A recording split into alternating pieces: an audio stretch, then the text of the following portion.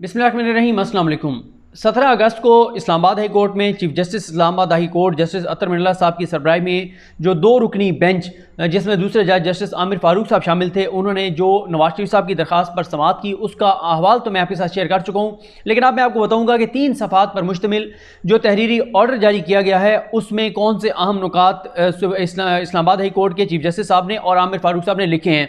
इसमें एक बहुत बड़ा इंकशाफ भी किया गया है, उसके बारे में मैं आपको बताता हूँ। लेकिन मेरे लिए बड़ा हैरान कुन था जब ये मेरे सामने तहरीरी ऑर्डर आया तो इसमें मैंने देखा कि नवाज शरीफ साहब की जानिब से जो वकला पेश हुए, वैसे तो हम जहांगीर जदून साहब का जिक्र कर रहे थे, लेकिन जो इसमें लिखा हुआ है कि कौन कौन से वकील थे नवाज शरीफ साहब की जानिब से, तो 11 वकला के यहाँ पर नाम लिखे हुए हैं, 11 वकला के। अब ऑन ए लाइटर नोट कह रहा हूँ कि पता नहीं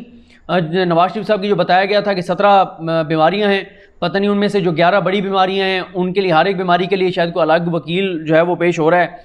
या ये भी है कि दवाइयाँ बताया गया था कि वो 11 अद्वियात इस्तेमाल करते हैं, हर मेडिसिन को जस्टिफाई करने के लिए शायद कोई अलग वकील पेश हुआ है। लाइटर नोट पे कह रहा हूँ, लेकिन मेरे लिए हैरान कुन है, मैंने आज तक किसी केस में मैं कम मैंने तहरीरी फैसले पढ़े हों, ऑर्डर्स पढ़े हों, मैंने कम देखा है कि किसी एक दरख्वास्त गुजार की जानिब से 11 वकील जो हैं वो पेश हों।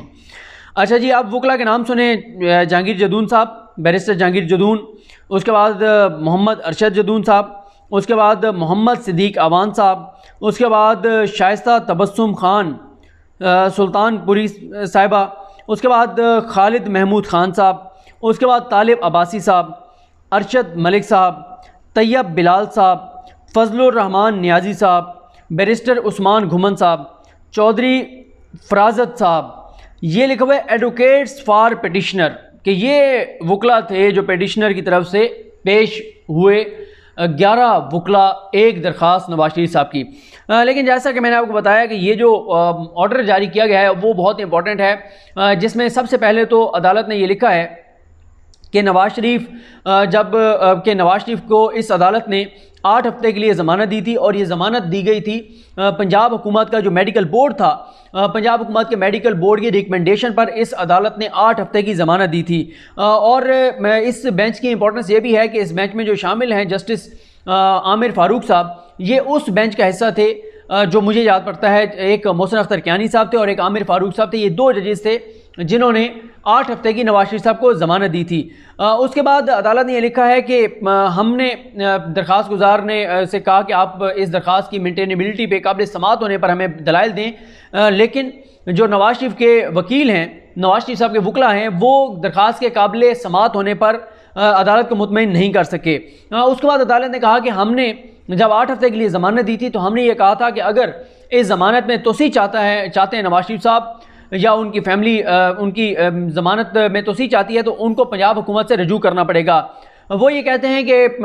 उसके बाद इस्लामाबाद हाई कोर्ट ने जब ये लिखा था तो उसके साथ इस्लामाबाद हाई कोर्ट ने ये नहीं कहा था कि नवाज शरीफ साहब का नाम जो है वो ECL से निकाल दिया जाए। हमें ये बताया गया है कि नवाज शरीफ साहब का नाम ECL से निकालने का फ़ैसला वफाकी काबीना ने किया है, और वफाकी काबीना ने वो अदालत ये लिखती है कि वफाकी काबीना ने नवाज शरीफ साहब का नाम ECL से निकालते हुए इस अदालत से इजाज़त नहीं ली। ना तो नवाज शरीफ साहब ने इजाज़त ली, ना ही नैब ने इजाज़त ली, और ना ही नवाज शरीफ साहब ने खुद एज ए पिटिशनर इजाज़त ली, बल्कि अदालत ने यहाँ तक लिखा कि नवाज शरीफ साहब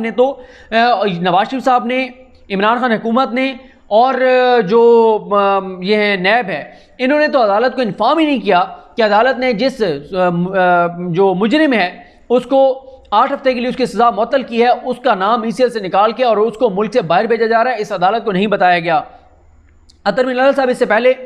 ज़बानी अपने जो रिमार्क्स हैं उसमें ये कह चुके हैं कि नवाज शरीफ साहब इस्लामाबाद हाई कोर्ट की हद तक जो है वो मफरूर हो चुके हैं, क्योंकि इस्लामाबाद हाई कोर्ट ने उनको 8 हफ्ते की ज़मानत दी थी और उसके बाद उनके स्टेटस का कोई पता नहीं है। उसके बाद अदालत ने यह भी लिखा है कि अगर नवाज शरीफ साहब ने रजू किया है पंजाब हुकूमत से और पंजाब हुकूमत ने उनकी ज़मानत में तौसीक की दरख्वास्त को मुस्तरद कर दिया है, तो उसके बाद नवाज शरीफ साहब को इस्लामाबाद हाई कोर्ट से रजू करना चाहिए था, और रजू करने के लिए ज़रूरी था कि पहले नवाज शरीफ साहब जो हैं वो सरेंडर करते। उसके बाद अदालत ने कहा है कि हमने नवाज शरीफ साहब के जो वकील हैं उनकी ये इस्तदा मंजूर कर ली है कि वो मज़ीद टाइम उनको चाहिए मेंटेनेबिलिटी पे, तो अदालत ने कहा है कि हमने उनको मज़ीद टाइम दे दिया है और अब 20 अगस्त को इस केस की समाअत होगी। अदालत ने जो सवाल उठाए हैं उसके बाद अभी तो नवाज शरीफ साहब के वकील को ही कहा गया है कि वो अदालत को मुतमईन करें। लेकिन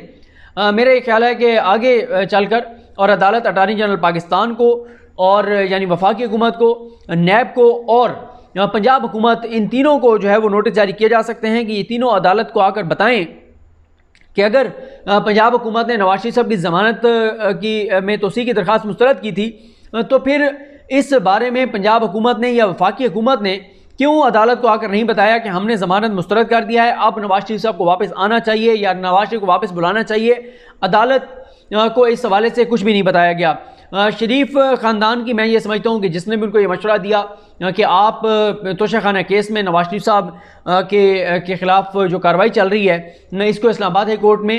चैलेंज करें, तो उन्होंने इनको कोई दुरुस्त मशवरा नहीं दिया। और कुछ तो ये भी कहा जा रहा है कि ठीक है ये 11 वकला हैं, लेकिन अगर ख्वाजा हारिस साहब यहाँ पर होते, ये कुछ लोगों का ख्याल है कि ख्वाजा हारिस यहाँ पर होते तो सूरत हाल मुख्तलिफ होती। नवाज शरीफ साहब ने ख्वाजा हारिस साहब की बजाय जहांगीर जदून साहब को जो वकील किया, उससे कुछ लोगों का ये ख्याल है कि उसका नवाज शरीफ साहब को नुकसान हुआ है। ख्वाजा हारिस साहब जो कि इस केस का मुकम्मल बैकग्राउंड जानते हैं, जो कि नवाज शरीफ साहब की तरफ से कई बार इस्लामाबाद, कई बार क्या एहसाब अदालत में तो ट्रायल सारा उन्होंने कंडक्ट किया, उन्होंने ट्रायल जो है नवाज शरीफ साहब जो हुआ उसमें एज ए वकील वो पेश हुए। और साथ ही इस्लामाबाद हाई कोर्ट में नवाज शरीफ साहब के जितने भी केसेस आए इससे पहले, उन तमाम में जो है वो ख्वाजा हारिस साहब ने वकालत की। अब मालूम नहीं है कि नवाज शरीफ साहब के पास पैसे जो हैं वो कम पड़ गए हैं और वो ख्वाजा हारिस साहब की फ़ीस अदा नहीं कर सकते थे, या नवाज शरीफ साहब को अब उन पर एतमाद नहीं रहा। लेकिन ये ज़रूर है कि इस मामले में नवाज शरीफ साहब के लिए बड़ा सेटबैक है और इस फैसले के और इस केस के आगे चलेगा तो बहुत से कंसिक्वेंसेस हो सकते हैं। इस केस में मैं ये समझता हूँ कि बहुत सारे लोग जो हैं वो एक्सपोज होने जा रहे हैं, यानी कि जब अदालत ये पूछेगी कि नैब से, सबसे बड़ा सवाल है नैब का, क्योंकि नैब के नवाज शरीफ साहब मुलजिम भी हैं और नैब के केस के मुजरिम भी हैं। अब अगर पंजाब हुकूमत ने नवाज शरीफ साहब की जो ज़मानत में तोसी की दरख्वास्त है वो मुस्तरद कर दी थी, तो उसके बाद नैब की ये ज़िम्मेदारी थी कि नैब ये मामला लेकर आती इस्लामाबाद हाई कोर्ट के नोटिस में कि एक हमारा जो मुजरिम है, जो हमारे केस में उसका जुर्म साबित हुआ और उसको सज़ा हुई, जिसकी सज़ा आपने 8 हफ्ते के लिए मुअत्तल की थी, उसकी ज़मानत की दरख्वास्त मुस्तरद हो गई है और अब उसको वापस आने का आप हुक्म जारी करें। लेकिन नैब ने यह नहीं किया। और वफाकी हुकूमत के ऊपर भी बहुत सवाल उठेंगे कि वफाकी हुकूमत को भी जो है वो वफाकी हुकूमत को भी चाहिए था कि वफाकी हुकूमत अदालत को इन्फॉर्म करती कि आपने जिस शख्स की 8 हफ्ते के लिए ज़मानत जो है वो मुलतवी की थी, ज़मानत आपने दी थी और 8 हफ्ते के लिए उसकी सज़ा मुअत्तल की थी, वो शख्स जो है वो अब हम मुतमिन नहीं है उसकी रिपोर्ट से, इसलिए हमने उसकी ज़मानत में तोसी नहीं की हमारी पंजाब हुकूमत ने, और अब उसको वापस आने का आप हुक्म जारी करें। बहुत से लोग एक्सपोज होंगे, बहुत सी जो है वो इम्पॉर्टेंट रिमार्क्स भी आएंगे, ऑब्जर्वेशंस भी आएंगी और अहकामात भी आ सकते हैं, और वो नवाज शरीफ साहब के लिए बहुत सख्त भी साबित हो सकते हैं। बहरहाल अभी इसको इस हवाले से आपको मज़ीद आगाह करेंगे। मुझे अपनी दुआ में याद रखें। अल्लाह करीम हम सबका हामी नासरो। अल्लाह हाफ़िज़।